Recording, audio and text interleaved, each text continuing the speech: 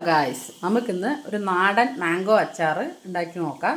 എൻ്റെ റെസിപ്പിയാണ് കേട്ടോ, എനിക്ക് അറിയുന്ന പോലെ ചെയ്യുന്നുണ്ട്. നിങ്ങൾ ഇതുപോലെയൊക്കെ ആയിരിക്കും ചെയ്യാമെന്ന് ഞാൻ വിചാരിക്കുന്നു കേട്ടോ. നമുക്ക് കണ്ടു നോക്കാം. ഞാൻ പറഞ്ഞ മാങ്ങ കഷ്ണങ്ങളായിട്ട് ഉപ്പിട്ട് വാടാൻ വെച്ചതാണ് കേട്ടോ. ഇത് ഒരു കേടില്ലാതെ തന്നെ ഇരിക്കുന്നുണ്ട്. ഇത് കണ്ടില്ലേ, നല്ല സോഫ്റ്റ് ആയിട്ടുണ്ട്. ഇത് പിന്നെ കടുക് വറുത്ത് പൊടിച്ച് വെച്ചിട്ടുണ്ട്.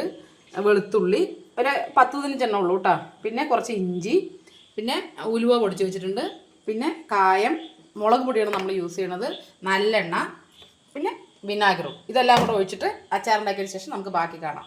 നല്ലെണ്ണ ഒഴിക്കാം നമുക്ക് കേട്ടോ. കുറച്ച് നല്ലെണ്ണ വേണം, എന്നാലേ അത് കേടുവരാതെ എണ്ണ മുകളിലായിട്ട് നിൽക്കുള്ളൂ കേട്ടോ. അങ്ങനെ ആയാലേ കേടുവരാതിരിക്കുള്ളൂ കേട്ടോ. ഇത് ഫുള്ളും ആയിട്ട് ഒഴിക്കേണ്ടത് 200 മില്ലിയാണ് കേട്ടോ. അത് ഒഴിക്കുന്നുണ്ട്. എണ്ണ ചൂടായിട്ടുണ്ട്. ഇതിലേക്ക് നമുക്ക് കടുക് ഇടാം കേട്ടോ. ഇതിൽ പച്ചമുളക്, ഇഞ്ചി, കട്ട് ചെയ്ത് വെച്ച എല്ലാ ഐറ്റവും ഇട്ടിട്ടുണ്ട്. അതിൽ കുറച്ച് മുളക് പൊടിയും ഉലുവാപ്പൊടി എല്ലാം ഇട്ടിട്ടുണ്ട് കേട്ടോ. കായും ഒക്കെ അതിൽ തന്നെ ഇട്ടിട്ടുണ്ട്. അതൊന്ന് ആകി വരട്ടെ കേട്ടോ. എന്നിട്ട് ബാക്കി കാര്യങ്ങൾ എണ്ണയിലേക്ക് നമ്മൾ ആ ഐറ്റം എല്ലാം കട്ട് ചെയ്ത് വെച്ച എല്ലാ ഐറ്റവും ഇട്ടിട്ട് മുളക് പൊടിയും എല്ലാം ഇട്ടിട്ടുണ്ട്. ഇനി ഇതിലേക്ക് നമ്മൾക്ക് വിനാഗിർ ഒഴിക്കണം. വിനാഗിർ ഒഴിച്ച് ഒന്ന് തിള വന്നതിന് ശേഷമാണ് മാങ്ങ പീസ് ഇടുക കേട്ടോ. നോക്കാം നമുക്ക്.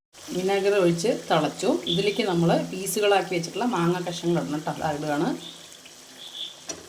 ആ വെള്ളത്തോട് കൂടി തന്നെ ഒഴിക്കണം കേട്ടോ, അല്ലെങ്കിൽ പിന്നെ ഉപ്പ് കറക്റ്റ് ആവില്ല. നമ്മുടെ അച്ചാർ റെഡി ആയിക്കൊണ്ടിരിക്കുകയാണ് കേട്ടോ. എണ്ണയൊക്കെ ഇങ്ങനെ മേലെ ഊർന്ന് വരാൻ തുടങ്ങി. ഇതിലേക്ക് നമ്മൾ ഈ കടുക് പൊടിച്ച് വെച്ചതും കൂടെ ഇടണം കേട്ടോ. അച്ചാർ റെഡി കേട്ടോ. അങ്ങനെ അച്ചാർ ഏകദേശം റെഡി ആയിട്ടുണ്ട്. എണ്ണയൊക്കെ ഊർന്ന് മുകളിലേക്ക് വരാൻ തുടങ്ങി.